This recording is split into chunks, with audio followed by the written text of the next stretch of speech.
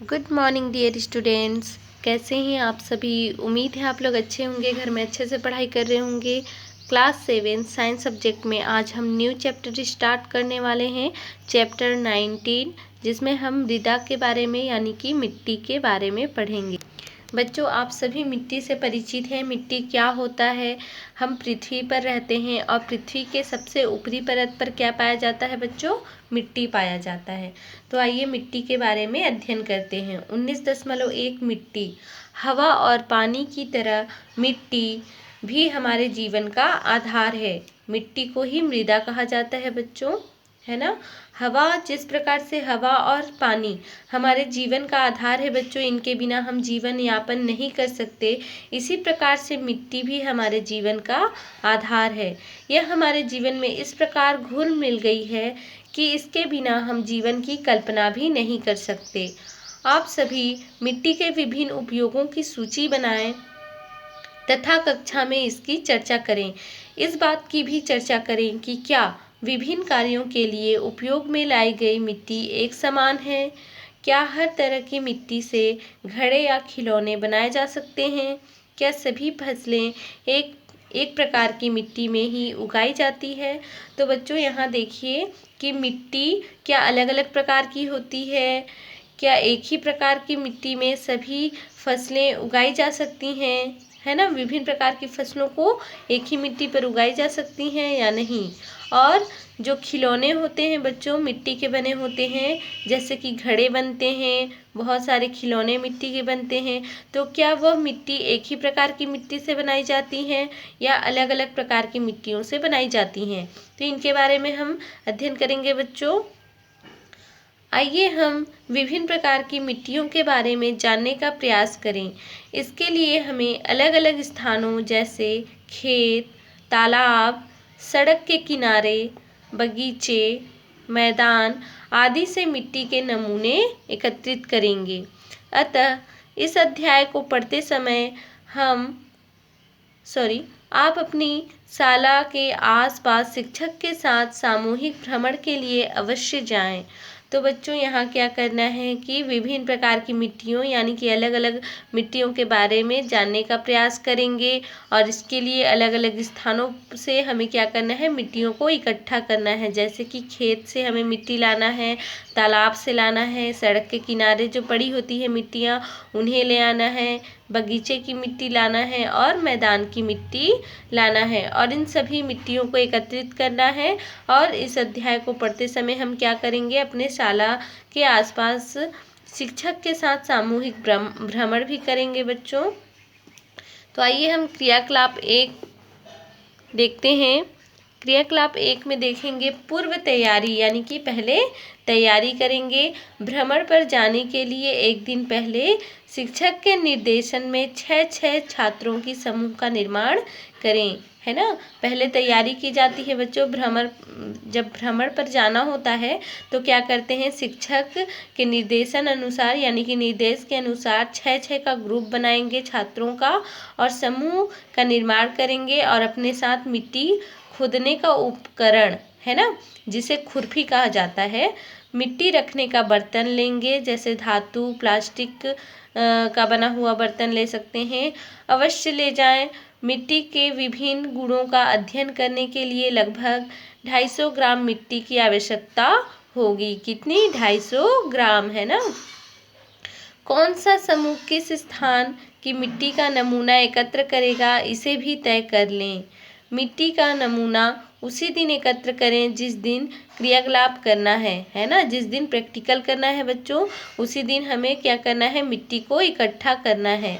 मिट्टी के नमूने के साथ उस स्थान के नाम की पर्ची अवश्य लगा दें जहां से उसे एकत्रित किया है। तो बच्चे क्या करना है, हमें यहाँ पर जहाँ से हम मिट्टी लाए हैं, जैसे हम खेत गए हैं और खेतों से मिट्टी लाए हैं तो उसमें हमें एक लेबल चिपका देना है जिसमें लिखा होगा कि ये कहाँ से लाई गई मिट्टी है, खेत से, है ना। इसी प्रकार से हम तालाब से लाएंगे, सड़क के किनारे से लाए हुए मिट्टी, सभी में हम लेबल चिपका देंगे, ठीक है।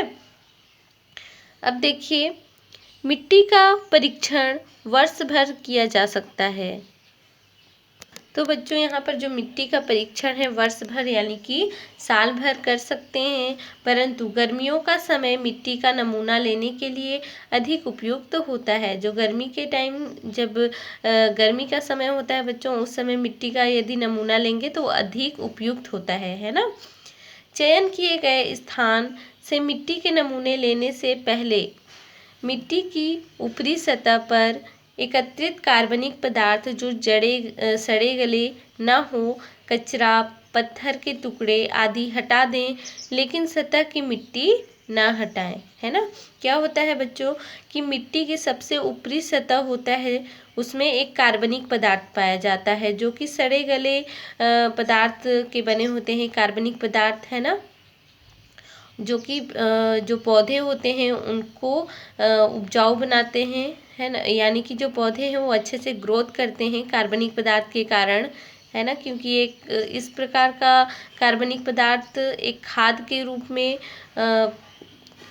बिहेवियर करता है बच्चों।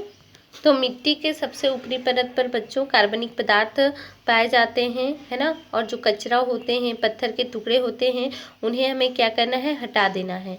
और हटाने के बाद अब खुरपी से भी आकार का 15 सेंटीमीटर गहरा गड्ढा बना लें। इसकी एक सतह से एक सार परत सावधानी से एकत्र करें। तो यहाँ पर आप लोग देख सकते हैं डायग्राम में, ये क्या है बच्चों, खुरपी है ना, इसी को खुरपी कहा जाता है, जो कि मिट्टी खोदने का काम आता है। और ये हमारा मिट्टी है ना, और 15 सेंटीमीटर भी आकार के इस प्रकार से मिट्टी को निकाल लेना है और गड्ढा खोद लेना है, ठीक है। देखेंगे 19.2 मिट्टी की संरचना। आइए एक एक अब एकत्रित की गई मिट्टी में पाए जाने वाले कणों की जानकारी प्राप्त करने के लिए एक क्रियाकलाप करें। तो बच्चों यहाँ पर हम क्या करेंगे, एकत्रित जितने भी मिट्टी किए हैं और मिट्टी में पाए जाने वाले जो कण होते हैं उनकी जानकारी हम प्राप्त करेंगे क्रियाकलाप के द्वारा। यहाँ हम क्रियाकलाप 2 पढ़ेंगे बच्चों, जिसमें हम यहाँ डायग्राम भी देखते चलेंगे बच्चों। मिट्टी का संगठन, है ना, आवश्यक सामग्री में हम लेंगे मिट्टी, कांच का गिलास या फिर बीकर ले सकते हैं, और चम्मच लेना है ना। कांच के गिलास या बीकर को पानी से 3/4 भरें, है ना। मान लो ये क्या है, कांच का गिलास है, तो यहाँ तक जो पानी भरा हुआ है तो ये क्या कहलाएगा, 3/4, ठीक है। 1/4 पानी बस भरने के लिए जो जगह रहता है वो बस खाली होना चाहिए, बाकी 3/4 जगह में पानी भरा हो। इस प्रकार से हम बीकर में क्या करेंगे, 3/4 पानी भर लेंगे, या फिर कांच के गिलास में। इसमें नमूने हेतु एकत्रित की गई थोड़ी सी मिट्टी डालें, एक चम्मच से अच्छी तरह हिलाएं। इसके पश्चात इसे करीब 2 घंटे तक बिना हिलाए डुलाए रख दें। अब गिलास में जमी हुई परतों को देखें। चित्र 19.2 यहाँ पर देखिए, तथा इनमें पाए जाने वाले पदार्थों को सारणी 19.1 में लिखें। तो बच्चों यहाँ पर आप लोग देख रहे हैं कि किस प्रकार से हम एक गिलास लिए हुए हैं, एक बीकर लिए हुए हैं, और इसमें मिट्टी को डालने के बाद चम्मच से घोल दिए हैं, है ना। फिर यहाँ देखते हैं कि किस प्रकार से प्रथम परत यानी कि सबसे निचली परत पर क्या पाई जा रही है, बजरी पाई जा रही है ना, और द्वितीय परत पर क्या पाई जा रही है, रेत पाई जा रही है। तो यहाँ पर आप लोग लिखते जाएंगे, द्वितीय परत पर रेत पाई जा रही है। इसी प्रकार पे से तृतीय परत पर क्या पाई जा रही है, चिकनी मिट्टी पाई जा रही है। तो यहाँ पर हम चिकनी मिट्टी लिख लेंगे, है ना, सारणी को भर लेंगे। और जो कलर है बच्चों, रंग है ना, बजरी के कौन से रंग है, रेत के कौन से रंग है, और चिकनी मिट्टी की रंग, उन्हें हम यहाँ पर लिखेंगे। ब्राउन है, मैरून कलर है ना। मिट्टी के कलर कई कलर के होते हैं बच्चों, कोई येलो कलर दिखाई देते हैं, कोई ब्राउन कलर दिखाई देते हैं, कोई रेड दिखाई देते हैं, है ना। इसी प्रकार से काली मिट्टी भी आती है बच्चों। तो यहाँ पर हम मिट्टियों को देखने पर कौन से कलर के दिखाई देते हैं उसके अनुसार हमें यहाँ पर लिखना है। तो ये आप लोग सारणी है, इसको आप लोग भर के बताइएगा, क्योंकि आप लोग को ये होमवर्क है बच्चों। इस प्रैक्टिकल को आपको घर में करना है, मिट्टी लाना है आपको, आपके आसपास जो जगह दिखती हैं अलग अलग जगहों से मिट्टी लाकर आप 1 चम्मच मिट्टी ले लें, है ना। कम से कम 250 ग्राम मिट्टी हो तो अच्छा है, अच्छा रिजल्ट आएगा। उसके लिए क्या करेंगे, एक इसी प्रकार से पात्र लेना है आपको, कांच का गिलास या फिर बीकर, उसमें आप लोग डालेंगे। क्योंकि कांच का गिलास इसलिए लिए हैं बच्चों क्योंकि ये पारदर्शी के कारण हमें अच्छे से कलर और सबसे नीचे क्या जमा हुआ है तली पर, प्रथम तली पर, द्वितीय तली पर क्या जमा हुआ है ना, तो ये पता चल सकेगा।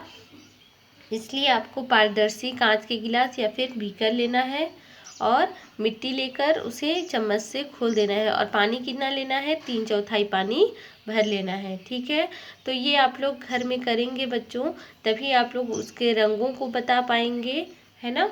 और इस सारणी को आपको बताना है बच्चों। ये आप लोगों का होमवर्क है, सारणी 19.1। ठीक है बच्चों, अब हम देखते हैं। आपने देखा बीकर में अलग अलग आकार के कणों की परतें जमी हैं। तो बच्चों यहाँ पर हम देखते चलेंगे। यहाँ पर हम देख रहे हैं बच्चों की बजरी, रेत, चिकनी मिट्टी, पानी और ह्यूमस, इस प्रकार से अलग अलग परतें जमी हुई हैं, अलग अलग कणों की परतें जमी हुई हैं। सबसे भारी कणों की परत नीचे तली में, है ना, सबसे भारी कण है ये जो बजरी है, सबसे भारी कण है। ह्यूमस मृत जंतुओं और पौधों के अवशेष सबसे ऊपरी परत पर, है ना। जो ह्यूमस है बच्चों यहाँ पर, ये क्या है, ये मृत जो जंतु होते हैं, पौधे होते हैं, उनके अवशेष होते हैं, है ना, जिन्हें ह्यूमस कहा जाता है। तो ये सबसे ऊपरी परत पर होता है। कक्षा के अन्य छात्रों द्वारा एकत्रित की गई मिट्टी के नमूने से भी यह प्रयोग दोहराएं तथा देखें क्या इन नमूनों में कोई अंतर दिखाई देता है। कक्षा में इसकी चर्चा करें। तो बच्चों अभी आप लोग स्कूल नहीं आ पा रहे हैं, इसलिए आप लोग क्या करेंगे, घर पर ही यह क्रियाकलाप करके देखेंगे, है ना, कि किस प्रकार से जो हम लाई गई जितने भी मिट्टी होते हैं, है ना, उन नमूनों से यह प्रयोग को दोहराएंगे। सभी मिट्टियों को इसी प्रकार से आप लोग दोहराएंगे और देखेंगे कि कौन कौन से कलर की मिट्टी होते हैं, उनके कण कैसे होते हैं, है ना, तो उनके बारे में अध्ययन करेंगे। उसके बाद में आप लोग मेरे व्हाट्सएप नंबर पर बताएंगे कि क्या कौन से कलर के हैं और कौन कौन से परत पाए जाते हैं। ठीक है, अब देखते हैं बच्चों मिट्टी की परिच्छेदिका, है ना, 19.3 मिट्टी की परिच्छेदिका। यदि हमें मिट्टी की परिच्छेदिका की जानकारी प्राप्त करनी हो तो हमें ऐसी जगह जाना होगा जहां सड़क, पुल, कुआं, मकान की नींव या अन्य किसी उद्देश्य से भूमि को खोदा गया हो। तो बच्चों जैसे कुआं खोदने के लिए क्या किया जाता है, बहुत अंदर से मिट्टी को निकाली जाती है ना। इसी प्रकार से जो और भी मकान के लिए नींव खोदा जाता है ना, या फिर सड़क बनाने के लिए, पुल बनाने के लिए मिट्टी को खोदा जाता है। तो इस प्रकार की मिट्टी को क्या करना है, लाना है ना।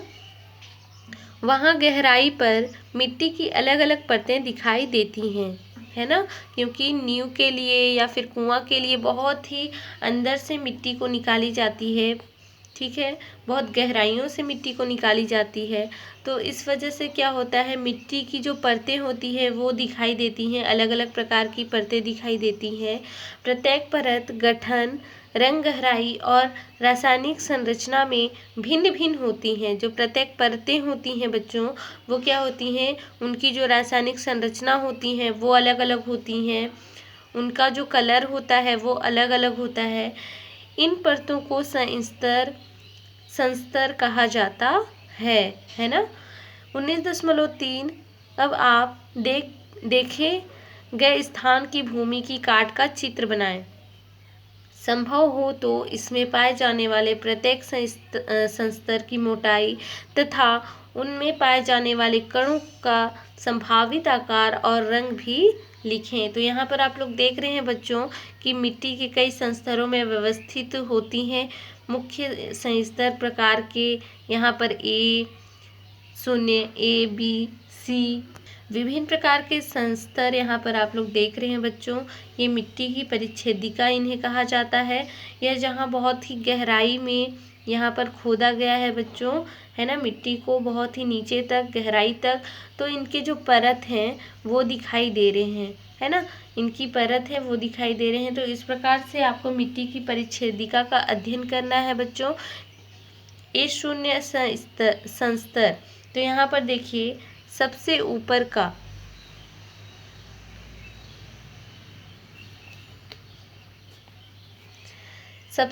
का यह संस्तर कार्बनिक संस्तर कहलाता है। तो बच्चों ये जो सबसे ऊपर वाला होता है संस्तर, है ना, A0 का देखिए सबसे ऊपर का संस्तर कार्बनिक संस्तर कहलाता है। यह जमीन पर पाए जाने वाली पत्तियों और दूसरे कार्बनिक पदार्थों से बनता है ना। ये जमीन पर जो पाए जाने वाली पत्ती होती हैं बच्चों, है ना, उन और दूसरे कार्बनिक पदार्थ होते हैं, तो कार्बनिक पदार्थों से बनता है। इस परत में कार्बनिक पदार्थ के विघटन की क्रिया चलती है। और आप सभी जानते हैं बच्चों विघटन मतलब क्या होता है ना, जो विघटन हो जाता है, उसका टूट जाता है, विघटित हो जाता है, जो कार्बनिक पदार्थ होते हैं वो उनकी विघटन की क्रिया चलती रहती है। ये जो सबसे प्रथम स्तर होती है ना, A0 पर। इस कारण इनका रंग जो होता है बहुत ही गहरा होता है, गहरा रंग का होता है। अब देखते हैं बच्चों A संस्तर। यह A0 संस्तर से के नीचे का संस्तर है। यह केंचुए, कवक, जीवाणुओं जैसे कई जीवों का वास स्थान है। यह संस्तर ह्यूमस से भरपूर होता है। यह मुलायम, छिद्रयुक्त और अधिक जल अवशोषण करने वाला होता है।